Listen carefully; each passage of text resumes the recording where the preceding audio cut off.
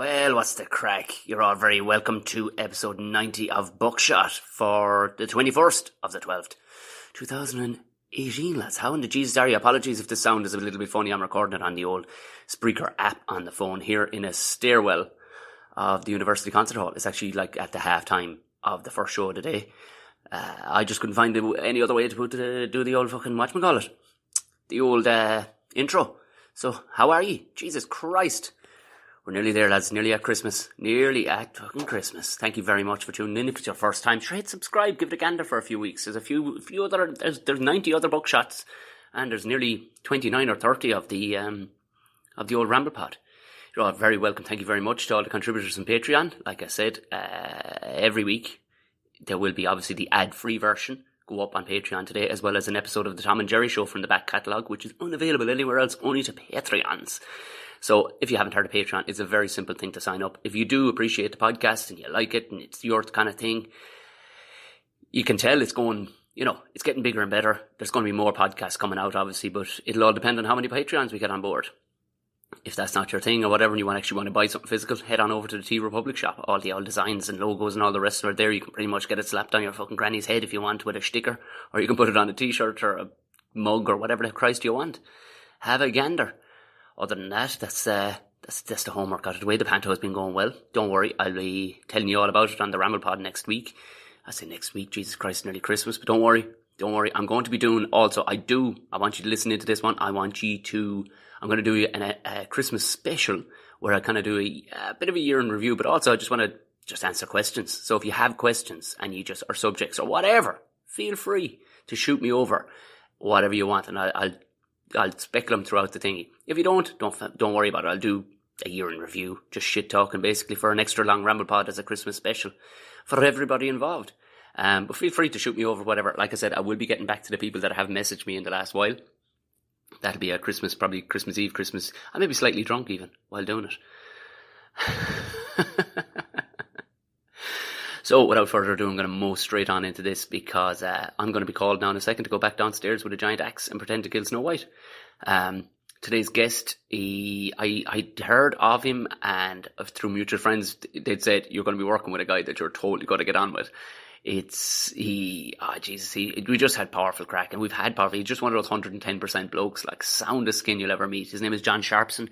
Anybody who is well up on YouTube will know what he's talking about, but he talks about the Facts channel, the Try channel, his own channel, John, is it Sharpie? I'll put the link in the description of it. As well as that, just a right good fella, and some good old lessons on how to deal with kind of the head fucking flying away in you at times, like, that kind of way, and how you can get yourself back online. It's some very, very candid stuff, but all the same, we had a right bit of crack. There's a break in the middle of it because some prick outside the window started a fucking leaf blower. So, with the magic of it all, you won't have to hear that shit. We just wait till he went away and drank a cup of tea in between.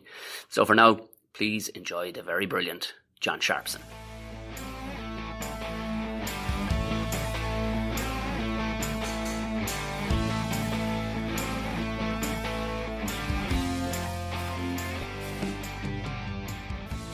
Gee, Sharpson, how are you? You're all very welcome. Thank you very much for coming on to Buckshot. Cheers, man. Thanks for having me. Appreciate it. Fucking hell. This is, I got the heads up from a mutual friend, Damon Blake. Yeah. That you were going to be a sound skin. He says, he'll be a fella you'll get on with. You'll be alright with. Did he? Yeah, he said that, he'll be alright with John. He says, good man, Dave. He's 100%. And I says, are you sure he's 100% or is he just my kind of 100%? He goes, actually, yeah, no, he'd probably he's be more your kind. He says he might fall out with other people, like, but yeah, no, you'll get on well with him, like. Damon's great fella. And obviously to intro people, because I'll do a bit of intro but before this or whatever, but to intro people, you're playing Happy. That's right. I'm happy in the panto here in Limerick. We're doing Snow White, and there's it's kind of a panto with a twist. We've got, like, instead of Seven Dwarves, there's the Lost Boy Band, so it's myself, Dale Cronin, Davy Crowley, and we are playing Doc, Happy and Dopey. Total coincidence, yeah. Sorry, nothing to do with anything. Stealing your line. Had you done panto before? Like? No. Well, yes and no. Like, I did local GAA panto. Yeah. From my own hurling club. Like, who do you play for again? Sorry, I know I'm going off topic here, but sorry. To find a fella from Dublin who plays hurling. Yes. Yeah. It's so funny because hurling, like, has always been a part of my world. Well, you look like a hurler more than a footballer. Like. Yeah, like I'm a skinny corner forward. You've that wiry kind of fucking. Yeah. You'd bite the neck off somebody. Like. Yeah, thanks, man. Yeah, and I would. Yeah. I played football as well, but I was never a footballer. I was always hurling, like, and played all the way up. But I played for Na Fianna in Glasnevin. Not really a club known for its hurling, because we got to an All-Ireland final back in '96, I think it was. So everybody would just assume that we were a football club, which we were for years, like. But we're now Senior A and we have a second team in Senior B for the first time ever. So Jesus. Coming on the scene anyway. Sure, as they say in Tipperary, the old football's only for fellas who can't play hurling. Sure, this is it. Why anyone can play football. To be fair, I played both growing up, obviously in South Tipperary as a child, but I was better suited for football, clearly because I wasn't tasty enough to be a hurler. No, like there is a taste. I was a mullock or cornerback who would just antagonise the shit out of somebody with the football. Yeah. But when hurling, I was all right, but again, it was head down plough. Yeah. Whereas in hurling, especially at the level even it was in tip, like it was, you had to be. You were on top of the ground all the time. Like. Whereas in football, you can be a bit of a bullock. Like you know. You'll get away with being a bullock. Yeah. But whereas in hurling, you either have it or you don't. Like. And no, I'm not saying that I have it. You know, every year you're still learning. And I'm one of the older. We've a very young team, so I'd be one of the olders at this stage. But you're still learning every year. Do you know what I mean? Like it's just a thinking man's game. Like. And have you any ringers in from other counties that are living in Dublin now? We've actually a Tipperary fella on the A team. I dropped down to the B team when I took the career break, but we'll probably talk about that later. But I just didn't have time to play Senior A hurling because they were training 4 nights a week. It's ridiculous, isn't it? It's pro level stuff. Like. Absolutely, yeah. And I loved it, but I was getting grief because you take a job presenting last minute where you go out to RTE and you're there till Thursday at 9 o'clock and you're ringing your manager. I'm not going to make it. For fuck's sake, you know what I mean? So I just said to him, look, this isn't suiting you. It's not suiting me. I'm not getting any game time. Because I don't blame you for not putting me on, so I'm going to go down to the B team. That was the same reason, John, that I gave up. Yeah, it's all politics, man. You know yourself. Senior A hurling, yeah. Jesus Christ. But Mossy, what is his second name now? Mossy, he's from Tipperary, he plays centre back. He's a good, solid hurler. I can't remember his second name though. It'll come to me later. There's lads, like I knew lads growing up, like, and just because they fell on the wrong side of, like, at the time, I remember Ken Hogan he was a Tipperary manager, and he would. I met him, yeah. If he had it against you, you weren't getting anywhere. Like. Game over. Like he dropped Ryan Dwyer, like. Yeah, you know what I mean. Yeah. Jeez, ballsy being a manager, isn't it? Like would you do it for the love nor money? I would not a hope. Like. And some of the lads like who I would have grown up with are now coaching, and they're like, it's like playing again. I've got the graft for it again. I can't imagine it. Yeah. But it's not the dressing room, like, sure, it's not, you know what I mean? Like, you can't go for pints with the lads, like, when you are allowed, like, and all the rest of it, like, so exactly. Yeah, I would imagine it's a nomadic, a Stark lifestyle, like, nearly, like, where you just can't fuck around with the boys. No, like, you can't let yourself down, like, and it's funny because our manager at the time was one of my good friends who I hurled with, and, he's like, Sharpie, where were you? Like, I was like, I had work, like, and he's just like, there's always fucking something with you, isn't there? And I'm like, here. And I felt like saying, if you have a problem, let's throw down, because that's what we would have done with our friends, you know what I mean? But I'm thinking, he's my manager now, and he's right, like, that's the reality. It's a different dynamic, like. And you, like, to get into it then, so you're, like, what RT Junior typically is where you would be presenting, isn't it? It would be, yeah. Now, RT Junior, the arse fell out of it there about 2 years ago, where they had to make cuts, so they decided to cut young people's productions in RTE. So they were no longer making shows in-house, which is just shocking. Like, it's like, this is our national broadcast and we don't have any entertainment for young people. It was crazy. So it was literally one day on a Wednesday, the suits came down from upstairs, said, sorry guys, that's a plug pulled. Like, Jesus. Yeah. And Bosco was on Twitter and getting on to us, and I'll tweet Brezzy and you tweet this person, and we tried to rally the troops just to say, please reconsider. And there was no going back. So, like, it sounds very tragic and very bad. The people who were in RTE were very much like, oh no, this is terrible. Well, I'm off to documentary, I'm off to mass, I'm off to, you know what I mean? They all had a thing, like, so some of us lost our jobs, but more often the people who were permanent just moved on to something else. Yeah. But then they outsourced to production companies. So myself and one of the other presenters, Clara Murray, and one of the puppeteers, Ray Cuddihy, like, two legends as well. So the three of us would have worked together a lot on all our shows. So we put together this kind of a CV. My name is John Sharpson, my name is Ray Cuddihy, my name is Clara Murray. This is what we do, and this is what we have done, this is what we can do.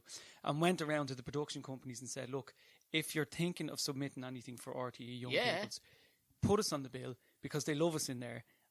chances are you'll get the gig and we'll get work. It's win-win for everybody. Everybody's winning. And it's kind of working at the minute. Like it's Brilliant. So we're still on RTE Junior but we're not employed. You're by contracting in, like. Exactly. Yeah. Do you know what? In another way, like that's in the long run that'll help you. Like I think, like because then they can't stamp an old go. John, I see you're making YouTube videos there on the old Snaky Snake. You're going, Exactly. sorry, Yeah. Sorry, kid.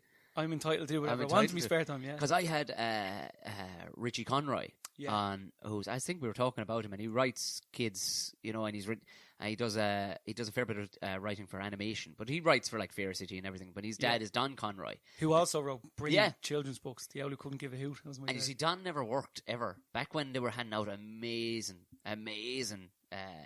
positions in RT, like back in the 80s and stuff like that. Yeah. Don never worked for him. He was a contractor all the time. Because Don was nixing away on the time with the old painting. Right. And you see, any painting that Don would have done would have become property of RT. If he was working for them. If he was working for him, correct. Right, okay, so the owls, the whole lot, all Don. Yeah. So Don then will bring out his old book at Christmas, like. Yeah. And there's nothing to do with RT. Gee, I had his book. Crafty boy. Fair play to him. See, you know what I mean? So getting the drop. Yeah. There's silver linings to a lot of stuff, like. And the other thing is, it's actually led to a lot more work because RT, like, I've met some great people in there, and I'll always love them for giving me a chance and all the rest. And you're in there, but you see the same people week in, week out. Of course, yeah. Whereas if you're working for a different production company, they're saying, "Oh, John, do you have a bit of Irish?" Yeah. Oh, well, there's another. I have a friend in this one. They're looking for voiceover. Oh, yeah. Absolutely, and then you go there and you meet someone else. Geez, John, we're looking for. So you do get more work out of it in the long run, you know. And obviously, and it keeps you sharp too. Like you're meeting different people all the time. Like you know what I mean? Like, yeah. You're kind of in their mind's eye, kind of thing. Yeah, Sharpson. Hey, but say Sharpson isn't a name you often hear. Like this is actually a hilarious. I want to hear this one now because I had a feeling there was something. We said we get a couple of minutes in, then we get cracking into the name. So basically, my grandfather was from Cyprus. He was a Greek Cypriot, right? Right. So, and I could sit here for hours and tell you the mad stories of the Greek side of the family. How did the Greek Cypriot end up in Dublin? See, what happened was he. Back then, he was Borat, wasn't he? He was. I like you. He moved. You do a great impression. Like people do a lot of impressions, but you do a very good one of Borat. I'm very excited. She just the vagine. La la la. You will never get this. I fucking choked about tea. One day, my brother Vilko, he break his cage, and he get this. But anyway, Borat, my granddad, he moved to London for work. Right. And was sending money home and all the rest. And my granny, who was from Castlebar in Mayo, was also in London working as waitress. And he owned restaurants over in London. Now, he had been married before. Right. And had a child, Laggies, who's my step-uncle now. He's the funniest human being in the world. But he met my granny, married her, and they settled in Dublin. And he opened a chain of restaurants in Dublin back in... So was your granny British or was she Irish? Irish, she's from Castlebar. Oh, sorry, I beg your pardon. So when she was a teenager, she moved over again for work, like the whole of the west of Ireland, essentially. Exactly, yeah. So the two of them came back and settled in Dublin then and had me dad. So there's 20, because my granddad was 20 years older than my granny, which I'd say was controversial at the time. Dog. And his name was Haji Kofteros, right? That was his full name, Haji Kofteros. Yeah, so George Kofteros, right? So we never knew where Sharpson came from. It's kind of like a direct translation from Kofteros, right? But we didn't know where it came from. And it was only last year at my brother's wedding, my younger brother got married, and my big fat Greek uncle Lagis, he's just brilliant. I love him so much. Please tell me it's a big moustache. Oh, he's got the biggest moustache. Does he? Oh, the sovereigns on the hands and all. He smokes the cigars. Does he are we talking 4 buttons undone? Absolutely. Big hairy chest. Yeah. He's great. Out dancing, smashing plates on the floor. Yeah, and he's in his mid 80s, like. Still giving socks though. So he drives away. Yeah, he's great at the weddings and all this. And he come up to me and he's so blunt, like he'd be like, "Why are you not eating? You're too skinny. Why is this boy not eating?" And my man's like, "I don't know." Like I'm like, Lagis, I'm just, this kind of stuff. He's can't just understand the high metabolism, like. And likewise, he go up to an auntie or something. He's just like, "You are beautiful. You put on a lot of weight, but you're still very pretty." And they're just going, "Who is this person?" All I can see is, and I'm just there, and my dad's in the background going, "Oh Jesus Christ, here we go again." I just imagine that bit we were talking about from Borat. The bit. In my country, they will love you very much. You, not so much. Yeah. And like when he met my ex-girlfriend about 5 years ago, my older brother was getting married. He met her and she was, good-looking girl and all the rest. And she was so nice to him and she went off. And he turns around to me and says, "No." I said, "What?" "No. This is not going. What are you doing? This is not going to work." I said, why not? I'm mad about her. This girl's great. Like, I'm going to marry her and all. Turns out, she's too good looking for you. Look at you, huh? Look at this girl. She could have any boy. Why she go with you, huh? I'm like, thank you, Lagus. Like, just, I don't get. Like, he'd say, like, Oh, brilliant. So at my brother's wedding, it was only about 4 months ago, we were sitting around the table and all having a meal with the two families, right? And my older brother he said, Lagus, I have to ask, right? George Cofterose, Haji Cofterose to John Sharpson or Neil Sharpson, where did the name come from? And Lagus leans in, and the whole place is leaning in, because after years of not knowing this, he's going to say to us. So Lagus just leans in, he goes, I'll tell you, when your grandfather moved from London to Dublin, he changed his name to avoid the taxman. And the whole place just like... He says it with like so much like fair play to him. But he said it like with so much pride. Like, yeah, yeah. He once killed a bear with his bare hands, and he is now forever known as Bear Son. Exactly. Yeah. And he's like, he is the tax dodger. But he literally said this, right? And the whole place is kind of was a silence. And I just heard, because I turned around and my dad just put his hand on his head like this, because he's just kind of so...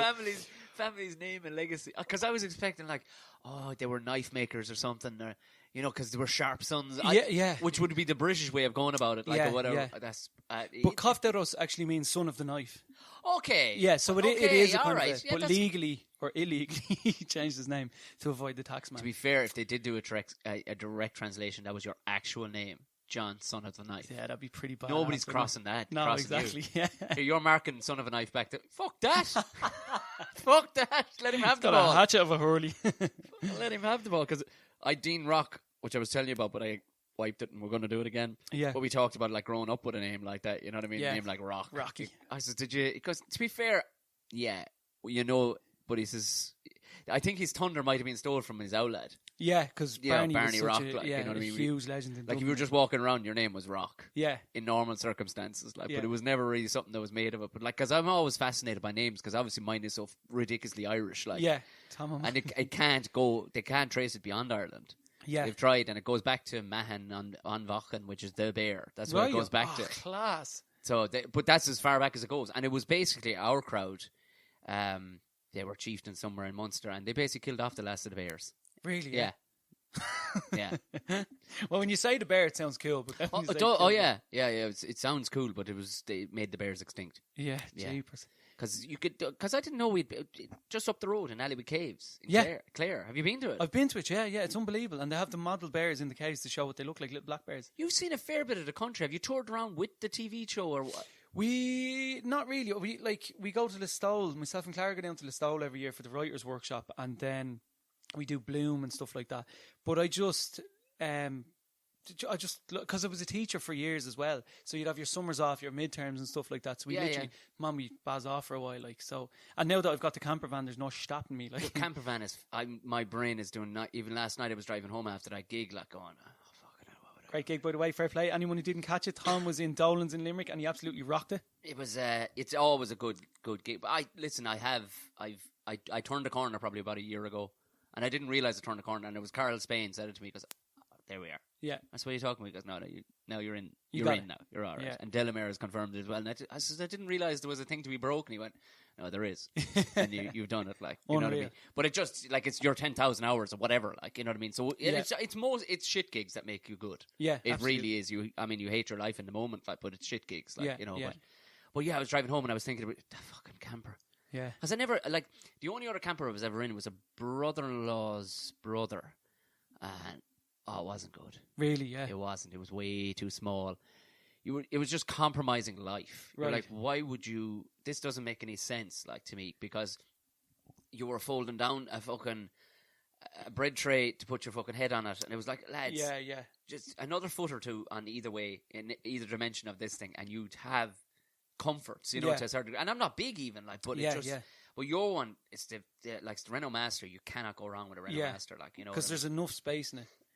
bags of space in it. No, he was lucky to get it because, like you said, like you have to go and view a few lemons, and there's cowboys. out there. Yeah, lads. I did this one myself. Yeah. Did you? Did she? Yeah. Did you? Is that why there's a bed sliding around when I take a corner? Like, you know, like we went down to Tipperary to see one, and it was an ex-ambulance, like, right? Right. And, you know, I was asking your man questions of what mileage and this, that, and the other, and yeah. And he was like, "Oh, you'll easily sleep 6 in this thing." I was like, "Jeepers, it looks small, but it's big enough." I went down, and you'd barely fit 2 in the thing. Go away. And as he pulled around the corner to meet me, there was black smoke pluming out the back of it. I was like, Lovely, that yeah. thing, and rust, and like this kind of stuff. You just, and like, because I wanted one so much, you convince yourself you could pull that the it's trigger on a perfect. yoke like Yeah, that. Like I've done it in a few buckets of shit. Exactly. You're going, go on, so because Yeah. you know, if I haven't time to be looking at one next week, I'll just go with this. Will I? And you get excited. Yeah. You're just like, I could be walking away with a camper van today. So you make it better. So I was, my mum we were humming and hawing, and she wanted it, and I did, and then we said no. And as I was looking at it driving away, and the smoke pluming out the back of it, I was like, you know what, this is, we're onto a good thing here. This is going to stand to us now. Like, Absolutely, yeah. Because you say, oh Jesus Christ! But and where did you buy that? Was it in Dublin? You bought it down in Roscommon. There was a hunter down there. Now, in fairness, I was actually quite lucky because I picked it up for a bit of a song as well, and it had gone down in price, and I was kind of wondering why. And once you see things going down a lot, because when you told me and I looked at it, there's a lot of kit in that. Like there's a lot to that van. Like yeah, and it was literally, it was $5,000. it's like, fuck all on the clock as well. Like. Yeah, 60,000 miles. Like, but I think you see, he took pictures with a GoPro, right? So it looked like a bus. Do you know? Of It course, looked with the massive. old bubble eye, like the old fish eye, yeah. And because of that, I think people were a bit perturbed by it. Like they were just kind of, oh, it's too big, kind of thing. Like, so I went down and had a look at it, and it's actually a very sad story. He was a lovely, lovely fella, and he lives down there with his partner and they have kids and stuff like that. And he, in fairness to him, he left, there was spare gas canisters. He left all the, you know, the cutlery, the pots, everything. There's a windbreaker.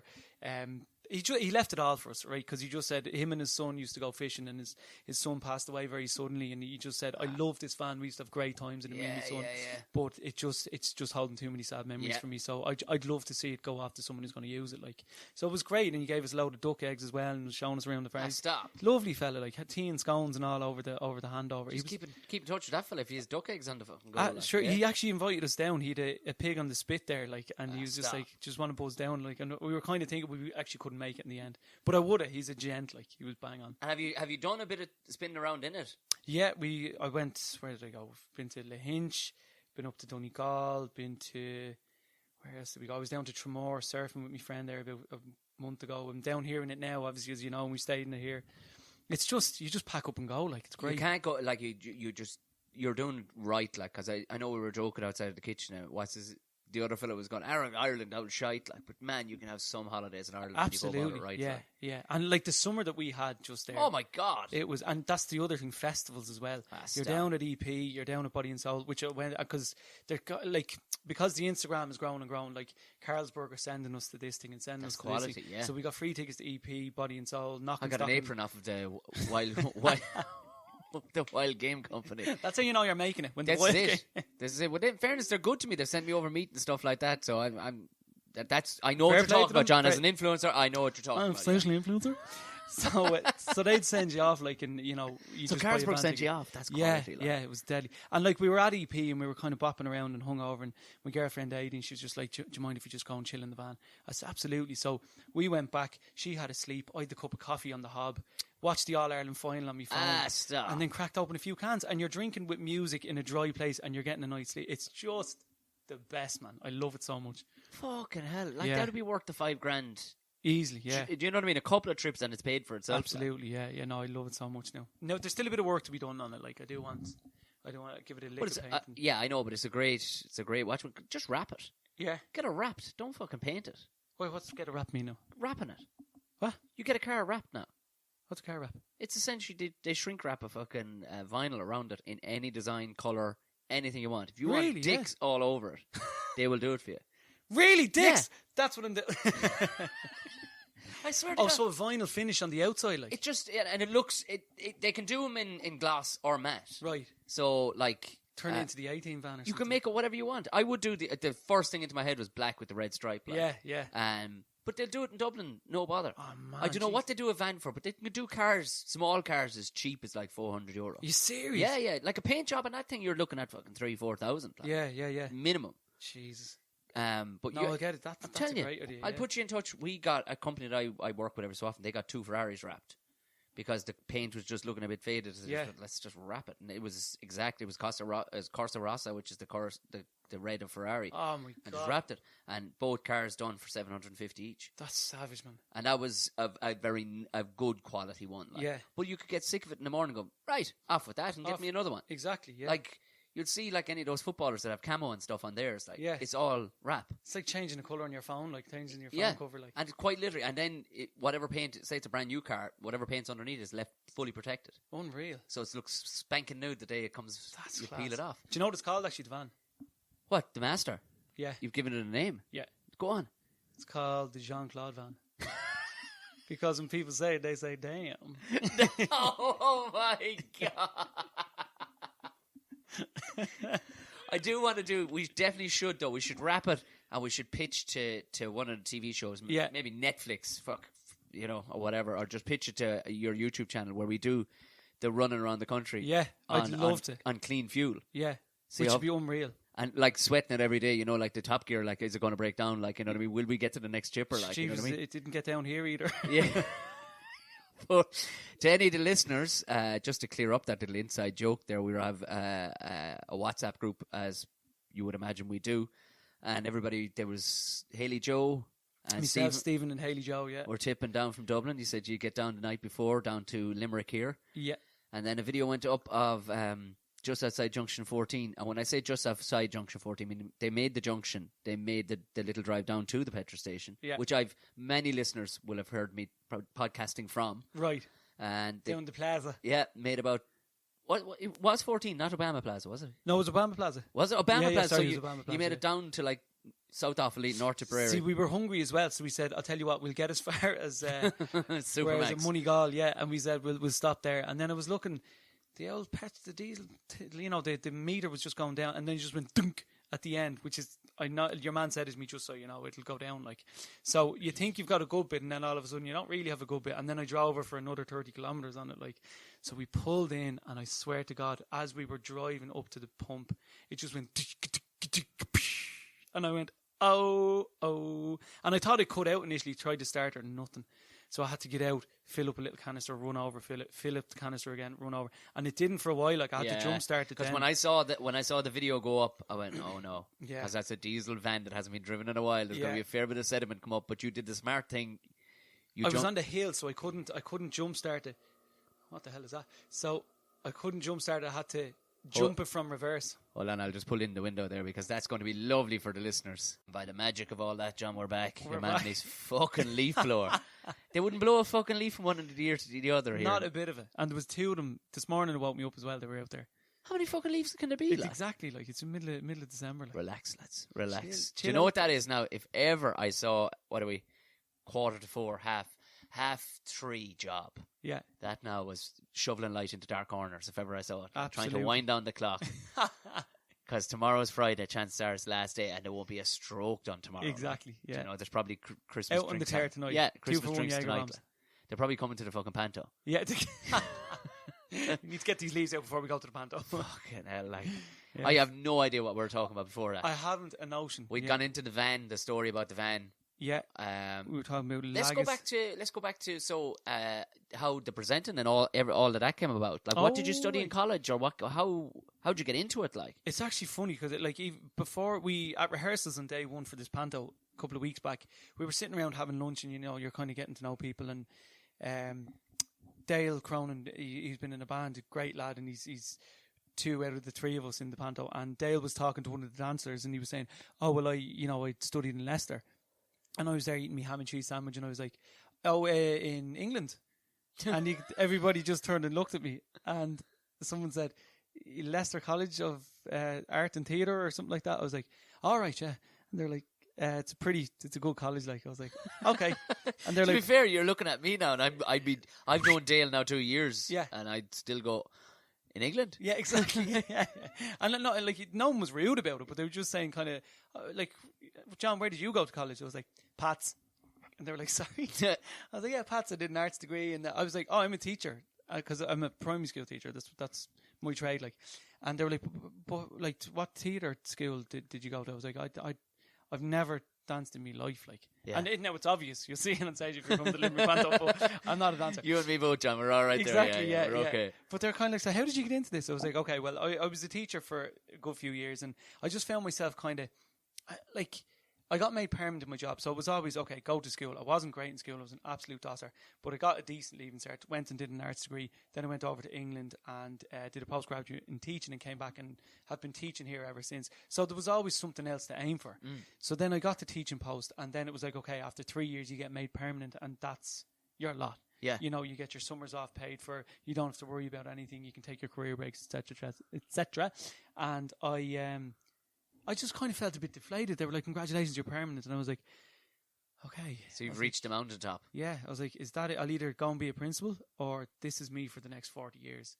So after a couple of years, I got a little bit stressed in school, got a bout of panic attacks, didn't know what was happening, I'd never even heard of it before. Right. Yeah, so just kind of, there was something... A couple of mates of late have said that, and I don't fully understand them. Like, what do you feel in a panic attack? Is it anxiety comes over you, or is it physical? It's the most bizarre thing in the world, and like, I'm a chilled out individual. Like, yeah, you're easy going as exactly. Jesus. So, and people say, "Oh, sure, how do you get panic attacks? You're chilled out." I'm like, that's not how it works. Right. It's just deep in your subconscious, in your brain somewhere.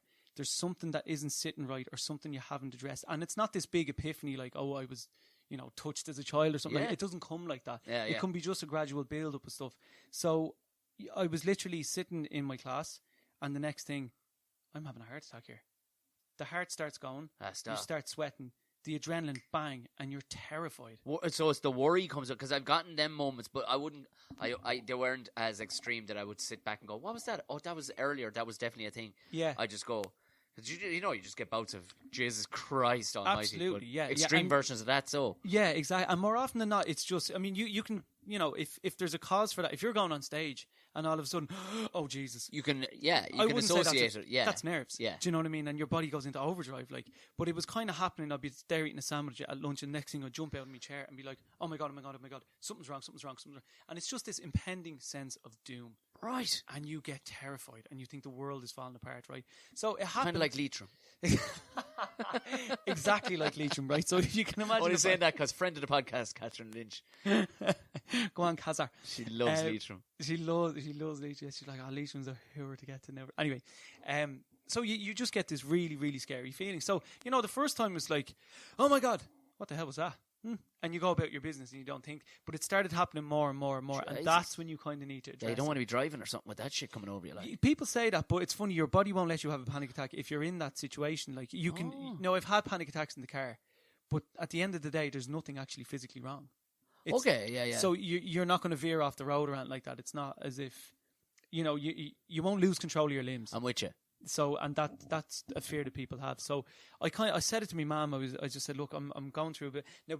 Like, at the time, I wasn't sleeping. I was doing a GAA panto. I was playing senior hurling for the club. Monday after school was hurling training with the kids. Tuesday was match. Wednesday was guitar. Thursday was planning. Friday was catching up on all my work. And then I'd have training. I was just completely burnt out. Yeah. Like, so went to the doctor. I said, and my mum, in fairness to her, had heard of it, and she was just like, to be honest with you, I'm surprised this hasn't happened sooner. Right. Because you're burning yourself out here. So you go to counselling, and they teach you about CBT, which is your thought process and stuff like that.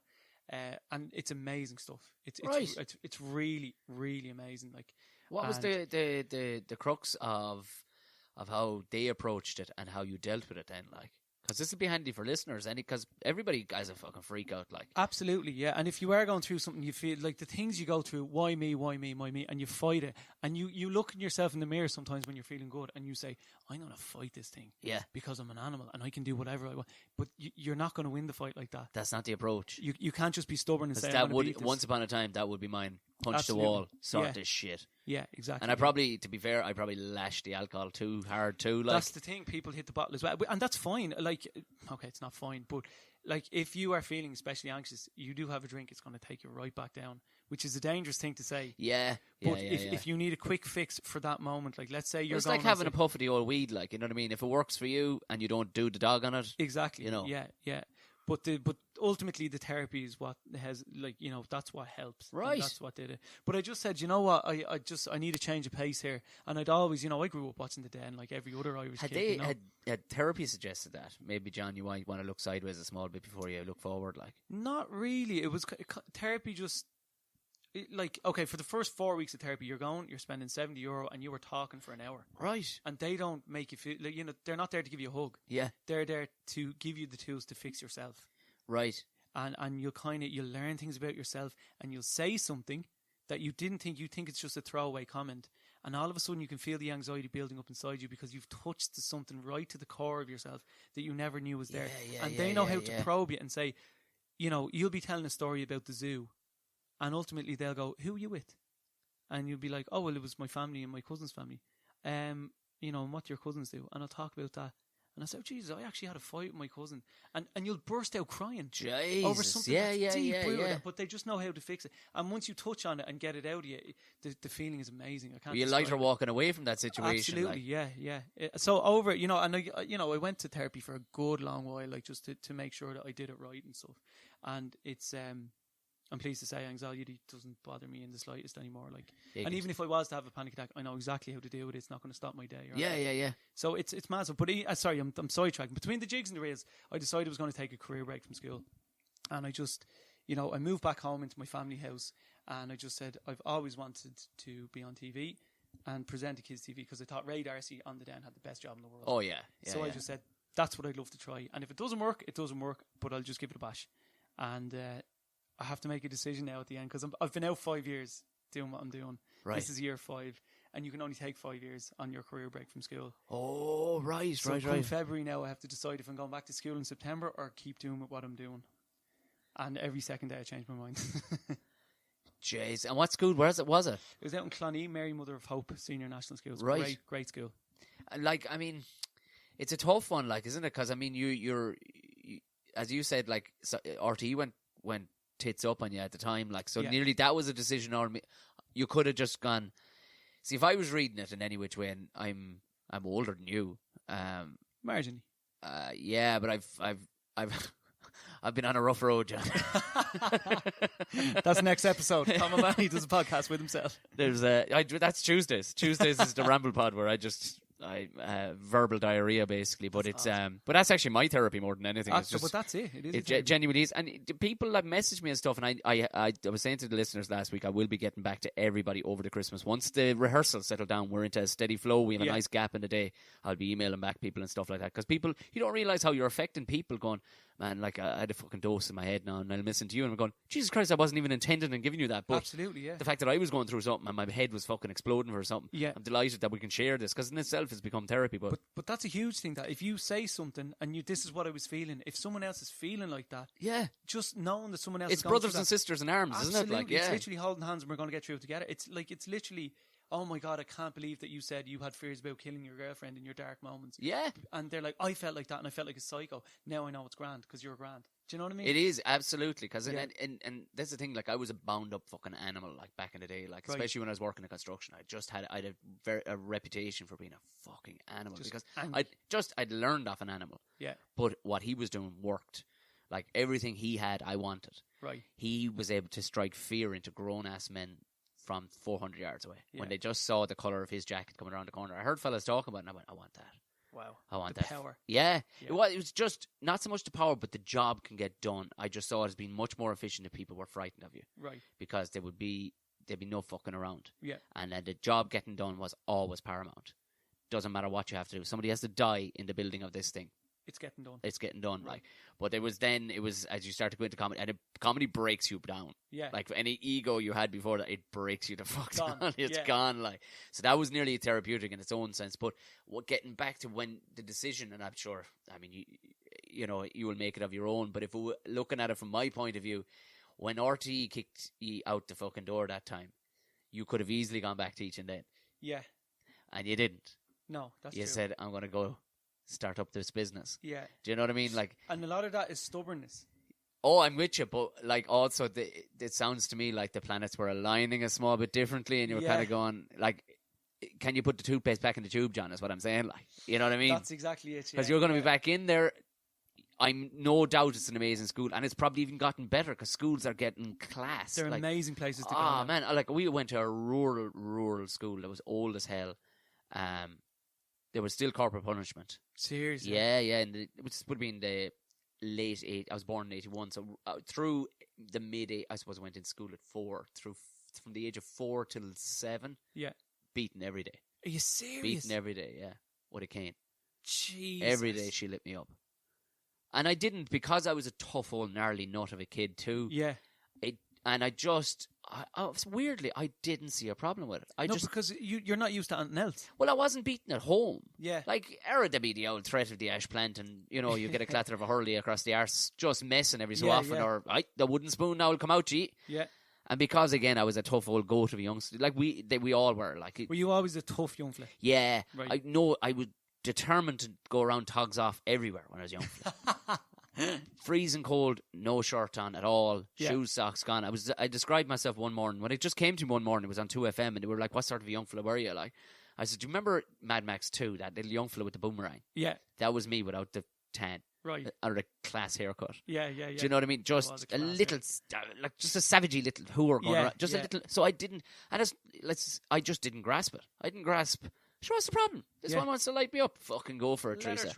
And that built a real bullish nature in me. It was like, go on, keep going. And she'd break one off me. I'd go get another one. Yeah. Go get another one. And she was just a violent, she was just a violent old bitch. Like, I mean, you look back and she definitely has her own issues. Do you know what I mean? Because she didn't lick it off a stone either. Not at all, but it was like, I was one of the few in the class, and it really started to peter out after that. But like, people that were older than me would joke about it, going, "Oh, sure, it was like with herself, and she'd light you up," like, and it was just, it was a running joke. It was a rite of passage. Like, I mean, even at the time, now he kind of wore out a small bit, but the alcohol wasn't great with the principal at the time, right? And he had a length of Alcatine pipe, the black piping, for plumbing, and he had a nut on the end of it, and he would mop by, come up. Hang on now, like Wavin pipe, or Wavin piping, yeah. And he'd come up. There's a knock at the door. It's probably Haley Come Joe. Come in. We had to stop. This is Dale Cronin, friend of the podcast, soon to come back for the repeat. But the fuckers started with a leaf blower outside. We got about another. We'll do another 15 minutes, and we'll have an hour in at that stage. On. So the show's not till 6:30. 6:30, yeah. I was going to ask what time 6:30. Yeah, spot on. Beautiful stuff. We're going to check with Richie, the boss man, Richie. We'll see if he's going over. And we'll stick together as a clan rather than going up as yeah. I'll tell you. Just to give the context on the time that Dale was just asking for there, because people like to be involved in the old conversation. Yeah. Essentially, it's opening night tonight, and we're being asked to go in 2 hours before the show because people have to warm up and whatnot. I'm not doing any dancing or whatsoever. But sure, the thing is, we've already done a show. I'm warmed up with it. So I don't see the point in. Anyway, it's another story. But like that, I don't have any dancing to do, John. I don't have any singing to do. I have absolutely zero warming up. I have a giant axe. That's the swinging axe. The swinging axe, that's it. In fairness, like, if our listeners, you can't actually see it, but he's got a whopper cut on the top of his head because on day one, this ox of an axe came down and the corner clocked him right in the head and he came off with blood just trickling down the middle of his head. Have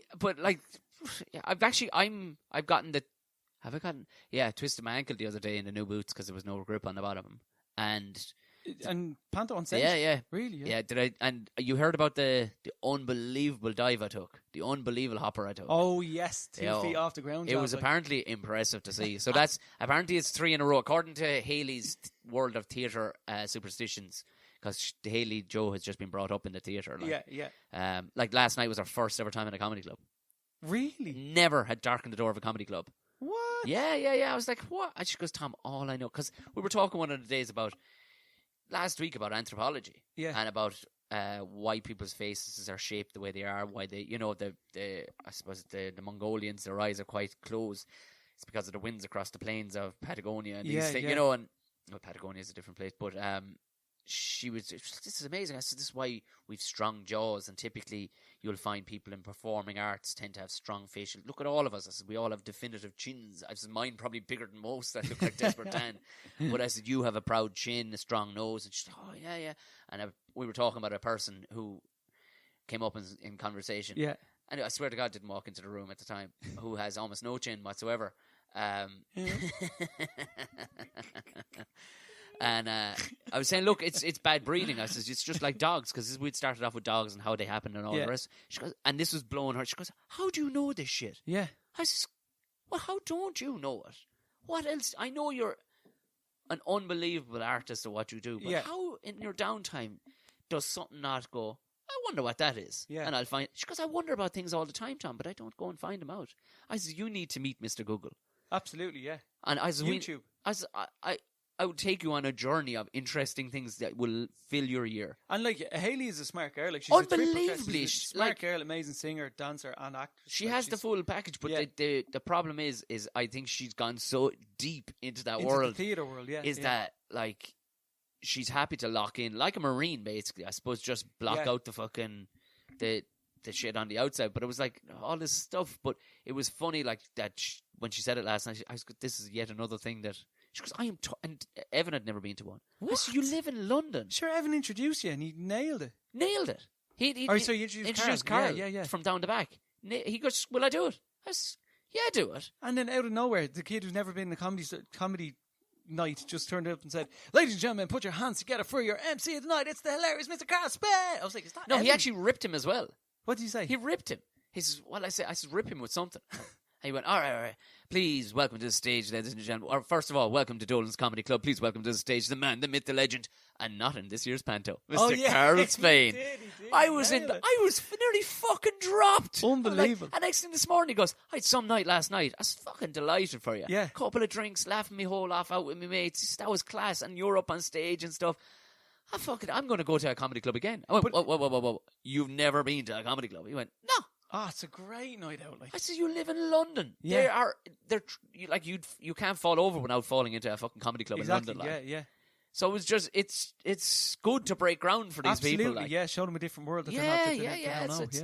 So, and I suppose that's the other side of it. Like, if you're going to go back into teaching, will it lock you back into, I suppose is a sedentary life? Normal life is what I'm trying to say.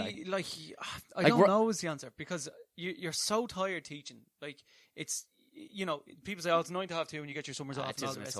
If you're doing it right, it's not a 9 to half 2 job. Like, the aunt is a principal below in Wicklow. Yeah. And you can see it's not. And a mate of mine, Jenny, who pops up in this podcast more often than not. But she and her husband, my mate Morgan, they're both teaching now. He teaches secondary.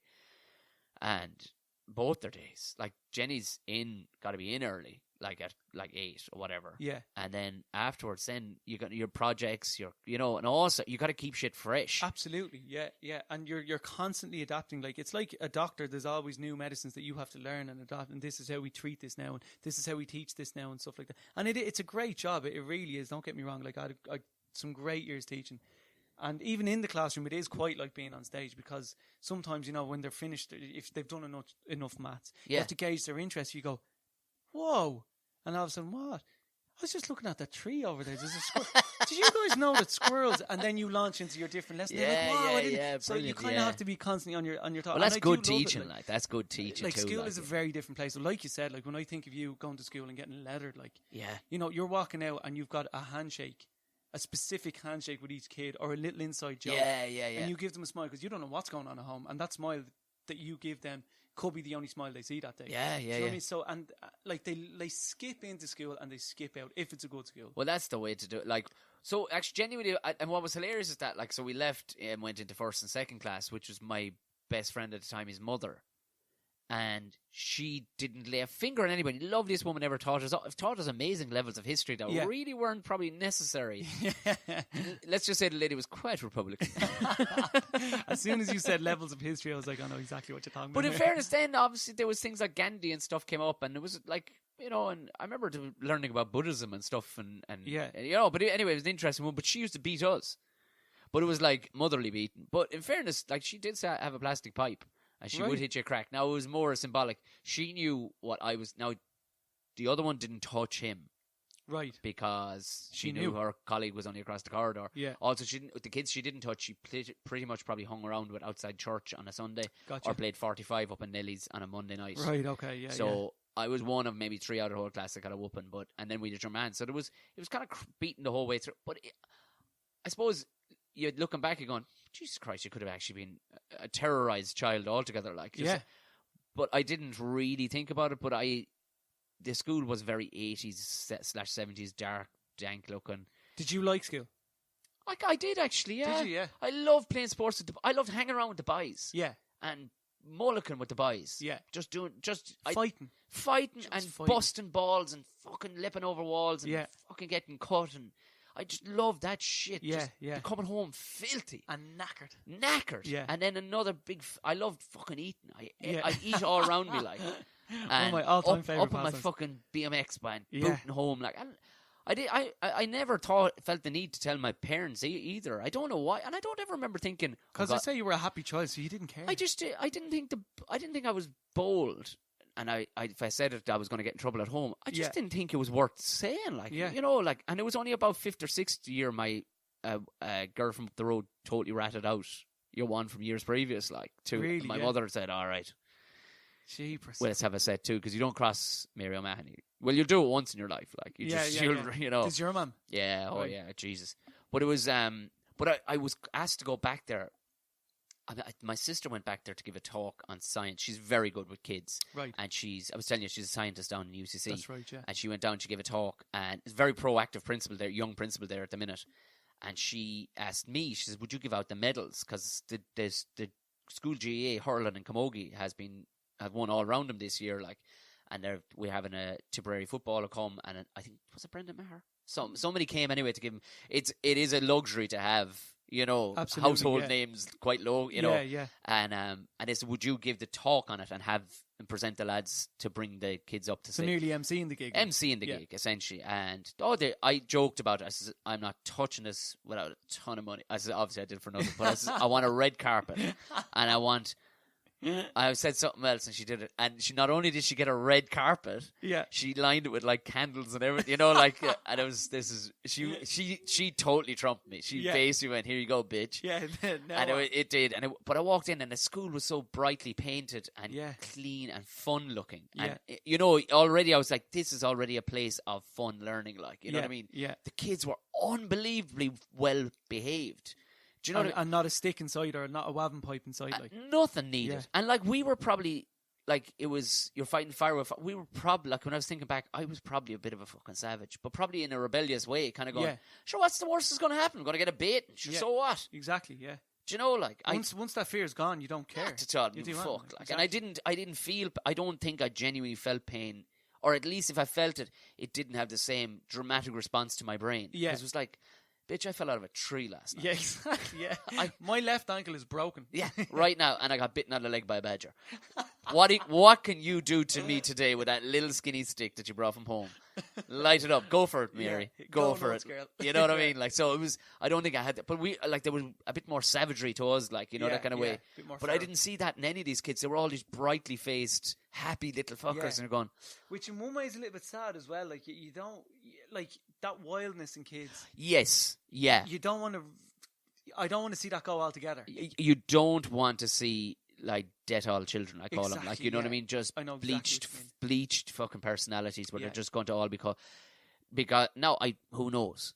Maybe I'm just being an old curmudgeon going, you have to be right to be like me, you know, who, you know, probably has anger issues at the best of times. You know what I mean? But you're right. It is a little bit of wildness is good to see. A little bit of a rebel. You want to see a bit of bite in some kids. Exactly. Like, you know what I mean? The kids in school, like, if I to take them out and roar at them and say, what are you doing? Cop onto yourself. Like, I'm going to go back inside more often than not, because they're good kids out there. So they come up and they say, Mr. Sharpson, sorry about that earlier on. And my response is always, look, sure, if everybody was good all the time, it would be boring. Come on. Do you know what I mean? Yeah. You want kids to have personalities, and some of them, school isn't for everybody, and it's never going to be for everybody. But I don't know, that wildness, because I had it as well. I was a maniac when I was a kid, just running around climbing. Hated the shower. I was afraid of showering for absolutely no reason. I just hated it. Like, so I filthy, like, we're coming in with twigs and sticks in my hair and all the rest of it, because we would park across the road. And I hate seeing kids, just walking home with the gelled hair and stop. Like, just. I remember I was talking with a fellow one day, and I don't know what I was after doing. I was hosting a gig or something. It was during the day, and he was a barber, the same fella, and he's looking over at his young fella, and his young fella was about 7 or 8, and he was checking his hair in a window of a car. Yeah. And he said, do you reckon he's gay? I says, what? This dude, I don't know you or your child. He goes, I just don't understand it. I mean, I cut hair for a living all my life. Yeah. And him and all his friends are into me every second day, getting a top up on their haircut, and I says, I don't think so. It's just a fashion of the time. Just the times, yeah. I says, just, but I think I talked about this in a podcast recently enough, but there was a kid who restored my faith in that, what we were talking about, like little savages, like, God knows what sort of young fella I'd have. Holy Jesus! Like, You'd love to have one, though, would you? I'd love to have a child. Yeah. Yeah.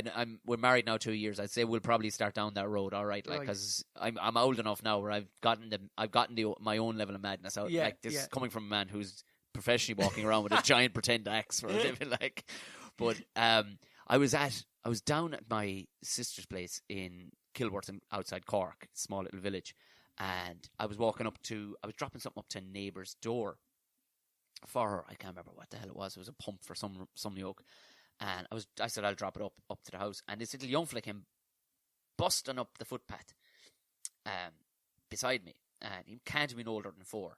Dirty little face and cap on backwards, but he looked like a man who was about business. You know what I mean? All business. Man on a mission. And he comes up and he's standing beside me at the door as I knock the door, and I'm looking at him. I said, "This your house?" He's, "No, I'm just popping in for a piss." And he says to me, he goes, "How are you? My name's Jack." Little hand comes up, like a little man, like, and I says, "I'm Thomas. Good to meet you, Jack." He says, "Do you want me to bring that in for you?" I said, "You know what? I said, you're a powerful young fella. Take that in for me, like, goodbye." Yeah. And door opens, and his mate PJ is inside the door. "PJ, come on, with the treehouse nearly fixed. I must go in first and take a piss." And he said, "Right-o, Jack," and on with his hat. And the 2 boys, your man shot in. I was just standing at the door, and your mum was like, "Oh, hi." She recognised who I was. And I said, "The pump," and I said, "Jeez, these young fellas are great." She goes, "Oh." She goes, "To be fair, they're gone from early morning and they don't come back. And all I know is they'll borrow a hammer and a bag of nails off their father, and the hammer mightn't come back. And they'll come back with a bust finger or something. But there'll be no cribbing about it, because these boys are after building their own version of a yoke down the woods." Yeah. And it's like, that's goals. Like, that's what you want. That is exactly what I mean. I don't know. It's definitely not going to do them any harm. Anyway, I mean, there's a crowd in America actually where they've set up a park.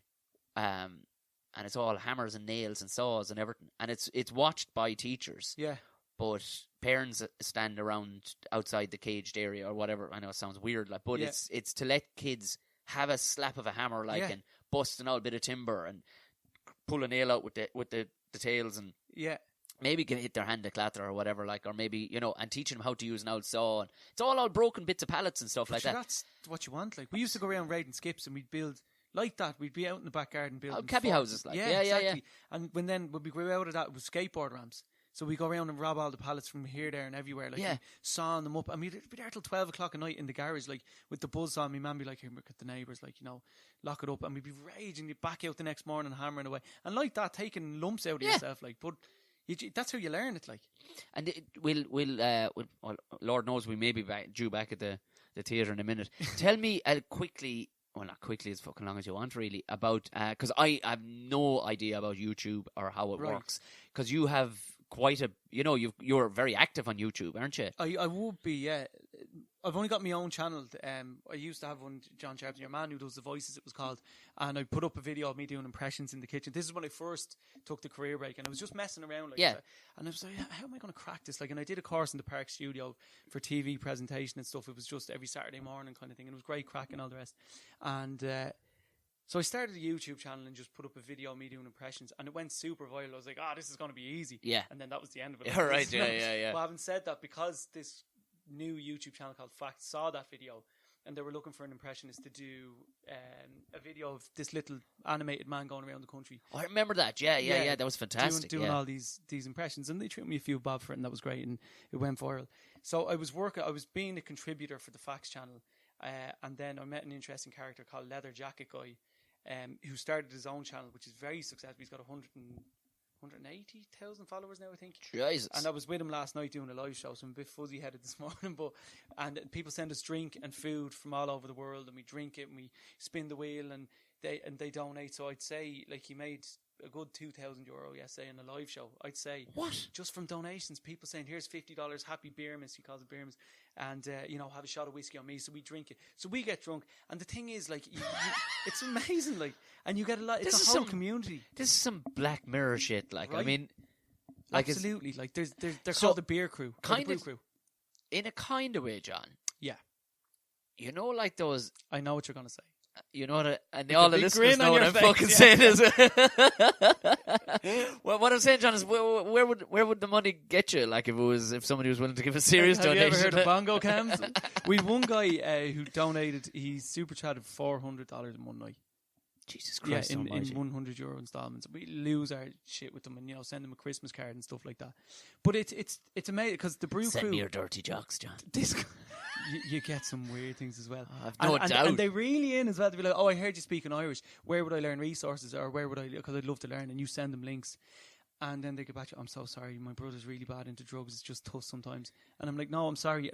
That's not what this is. That I'm not. Surely there's someone on the ground between your friends, family, or somewhere. Oh, yeah, that you can, because I can't. I've Yeah. got my own stuff. Do you know what I mean? Yeah. So you get that, or just sometimes someone will ask a question. Hi, do you like whiskey? And I'll be, yeah, I love it. I love whiskey. Dick pic. Okay. I'm like, tight dick, homie, but that's not. I'm not do you know what I mean? Like, what do I do here? Like, we're just like, we're not having a conversation. Like, Tight dick, homie. that's all you can say. Yeah. Like, you're just like, okay, conversation over. Yeah. Fair Yeah. play for even replying to that. Like, it's out. Yeah, I wouldn't know. I mean, Sometimes I do, sometimes I don't. Sometimes just like, Just nah, send this is back getting like very weird. a little aubergine back to him. Yeah, Like. yeah. So, all right, where can, because everybody listening on this knows more about fucking computers than I do and Right. whatnot. Where should people and where can people follow you? Well, I'd love if you followed my own YouTube page. Now, my own YouTube channel is kid friendly because obviously I'm a teacher and I do kids TV. It's called Sharoof, SHARUF. We have a blue monster called Rufus, and I'm Sharpie, so it's Sharpie and Rufus Sharoof. And it's very kind of Den TV back in the 90s Yeah. vibe. Like we film in my room, and we'd have special guests on. I'd love to get you on as well. Yeah, absolutely. We chat away, and it's little 10-minute short, and kids seem to love it, and it's great. So I'd love if you went there first. After that, there's the Try channel, which are a new up and coming Irish YouTube channel that are taking the world by storm. They've already got. They're pushing 1 million subscribers in a year. Jesus. Yeah, like we did a video that went up 5 days ago that already has 4 million views. Like they're just flying. They're going to be one to watch, definitely. And of course, Leather Jacket Guy on Are You Having That as well. You can find me on there for loads of weird shenanigans. It's I'll great stick crack. all the links in the That'd be description. of this awesome. so I'd people love can that. jump all over it. John, the son of the knife. Let's go do a panto. Let's do a panto. Cheers, dude. Tom, thanks for having me. Cheers, man. And there you go, the very brilliant John Sharpson. How cool is that? Son of the Knife. Follow Johnny in all the usual places. I'll put links to his YouTube channels and all the rest of it in the description of this, of course. And you can follow me wherever you want. Tom O'Mahony Comedy, will find it on Facebook, Twitter or Instagram. Tom Bear O'Mahony on the old chatty snaps, if that's your bag. Shoot me wherever you want. Don't forget to hit subscribe if it's your first time listening, and give us an owl rating on whatever platform you're on. We need the owl ratings, lads, to drive it up the way. Also, Patreon is there for you. I told about the benefits of the exclusivity for being a Patreon. Go ahead, sign up if it's your thing, a one time only, or throw a couple of dollars every month. If it's a thing you appreciate, if you pay for something and you like this, why not throw it at it? Anyway, I'm going to tip away, you lovely shower bastard. Send me on whatever pictures you fuckers are on the lash, because of course I'm working through this whole thing. I want pictures, send them on to me. Or send me on whatever messages you want. I will be doing that long form ramble pod, so I'm going to need your questions and some subjects and all the rest, so get them on over to me on whatever platform you want, whether it's the whole lot, or go to the website. You'll find a link in there to contact me. Tom O'Mahony Comedy at Gmail or Buckshot Podcast at Gmail will find it. For now, lads and ladies, go on away and get drunk.